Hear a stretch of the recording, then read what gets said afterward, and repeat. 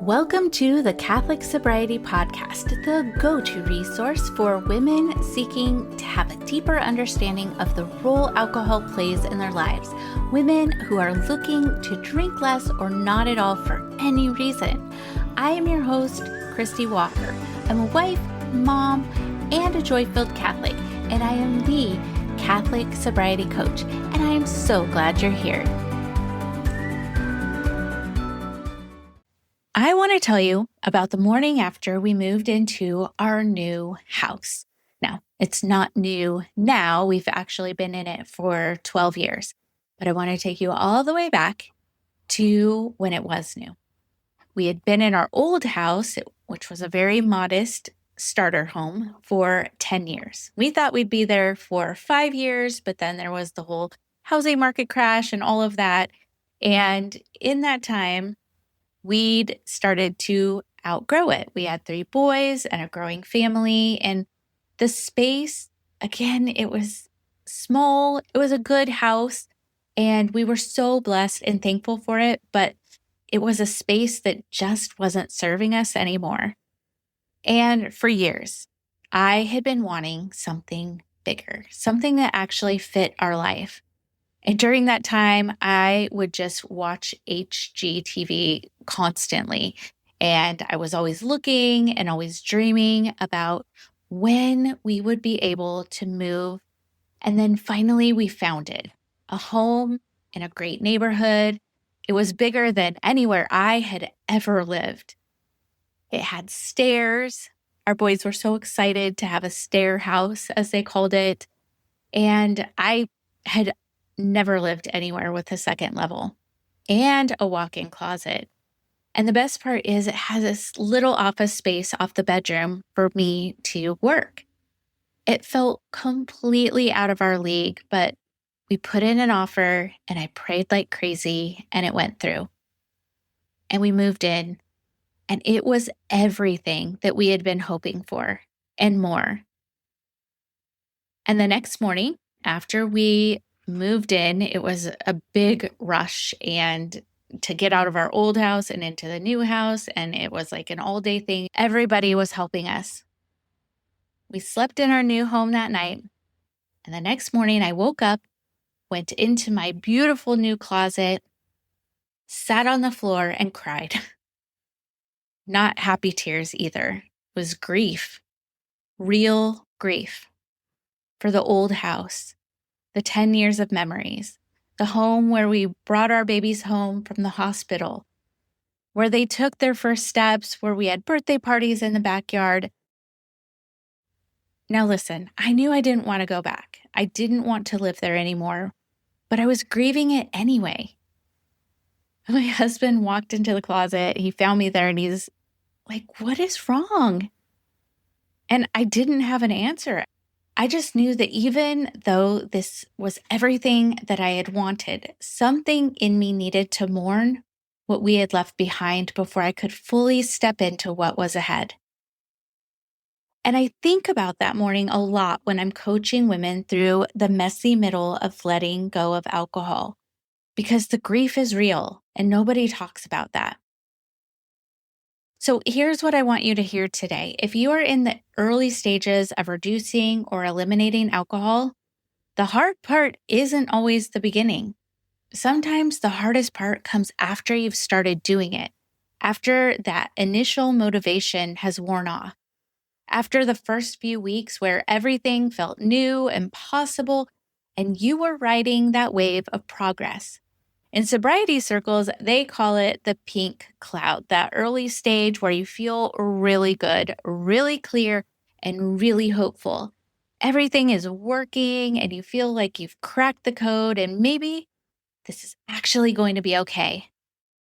And then the pink cloud lifts and real life is still there and you realize, oh, this is going to be a long-term thing. This is going to require something from me every single day. And some of those days, I'm just not going to want to do it. And that's when questions come up. Is this normal? Can I really keep this up? I felt so good and now I don't feel so good. Does that mean that this isn't working? What if I can't sustain it? And that is what we are going to talk about today because, yes, that is normal, all of it. And the fact that you're in it doesn't mean that you're failing. It might actually mean that you're finally doing the real work. Let me tell you what surfaces when women start releasing alcohol because it's not just the absence of the drink, it was everything the drink was covering. Other emotions come up, things she's been numbing, avoiding, postponing, grief she hasn't let herself feel, anxiety that was always there, but quieter with wine in the way. Loneliness, anger, sometimes just a vague, uncomfortable feeling that she can't name, but she can't really escape it either. She has to learn how to relax. And this sounds simple, and it is not. If alcohol has been her off switch for years, the thing that signals to her body that the day is done and she can just stop performing and turn off her brain, she now has to find something else to do that job, and that takes time. Her nervous system has to learn something new. She also has to learn how to sit with discomfort, not fix it, not numb it, not escape it. Just sit with it. And for a woman who is disciplined and capable and used to solving problems, sitting with something uncomfortable without reaching for a solution is genuinely hard. And then she starts asking if it's even worth it. Not because she wants to go back, but because the distance between where she was and where she wants to be just feels so far away. And she's tired. And she's doing this every single day. And she wants to know if this is always going to feel like this. And it's not. I promise you it is not. But I do understand why it feels that way right now. I said something to a client a few months ago, and I want to share it with you because I think it's a really good way to look at this season. My client was struggling. She had felt so good and so excited at the beginning, and now she didn't feel so good or excited. And she was wondering if it was always going to be this hard and if all of her efforts were really worth it. Like, could she even do this? Could she even maintain this? And I said to her, this is kind of like marriage, not in the beginning. In the beginning, marriage feels easy. You're in love. You're choosing each other because you want to, because it feels right and good and exciting. And that honeymoon phase, it is real. But then real life hits, and there's bills to pay, and hard seasons, and exhausting seasons, and seasons where you look across the room at your spouse and you have to make a choice. Not because you feel like it, not because it's easy, but because you chose this person and you are going to keep choosing them. You stay not because it always feels good. You stay because you made a covenant, because the commitment is bigger than the feeling. And that choosing, that staying present in the hard, it's beautiful. It's sanctifying. And it's where real intimacy and love, deep love, is built. And breaking free from alcohol is like that.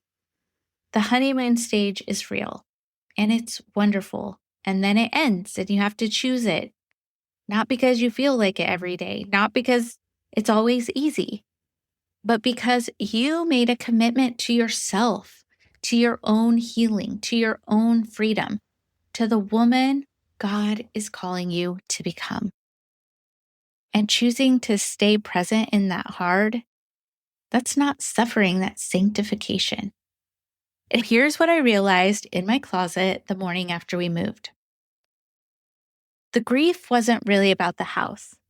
It was about an old wound surfacing, a fear that I had been carrying for a long time, that when good things happen, something bad is sure to be around the corner. That when I finally get what I've been hoping for, it's going to be taken away. That good things don't last for me. That lie had been quietly running underneath things for years, and it didn't surface until I was standing in my new home with my loving husband, my beautiful children, with everything I ever wanted, because that's when it had something to be afraid of losing. I see this exact thing happen with women in the messy middle of breaking free from alcohol. They're doing it. They're actually doing it, and things are getting better, and sleep is improving, and mornings are clearer, and they're showing up differently for their families. But that's when the doubt crashes in. What if I can't sustain this? What if it falls apart? What if I'm the exception, the one that this doesn't work for long term? And underneath that doubt is usually an old wound, a lie that says good things don't last, that you don't get to keep this, that something is going to take it away. That wound is not new, but removing alcohol has just brought it to the surface. And that is actually really good news because you cannot heal what you cannot see.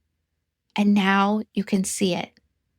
So, how did I get through that morning in the closet? Honestly, I just moved through it. I let myself feel the ache of what we left behind, and then I looked around at where we were, and I focused on the blessings that were right in front of me, and I kept going. It wasn't a lightning bolt moment or a dramatic breakthrough. I just chose to stay in it. One day, one moment at a time until the new place started to feel like home. And that's exactly what I tell you to do in the messy middle. Feel the grief. It's real. You are allowed to grieve the thing that brought you relief, even if that relief came with cost. You don't have to pretend it was all bad. Some of it wasn't. And you can honor that and still keep moving forward. Just name that fear. And when the doubt hits, is this sustainable? What if it all falls apart? I want you to ask yourself, what wound is underneath that? What old lie is this fear feeding? Because usually it's not really about the alcohol. It's about something older and deeper. And naming it is the first step to healing it. And then choose to stay in it, not because you feel like it, because you made a commitment, because the woman on the other side of the messy middle is worth it, because God is doing something in this season that He cannot do if you leave too early. Now, I want to name some of the specific fears that come up in the messy middle, because I think talking about them out loud takes away some of their power. So the first one is, how am I going to cope without it? How am I going to cope without my nightly glass of wine? You are going to learn, not all at once, but gradually. You're going to discover that your nervous system is more capable than you gave it credit for, that it can come down from the day, and that you can sit with the discomfort without it breaking you.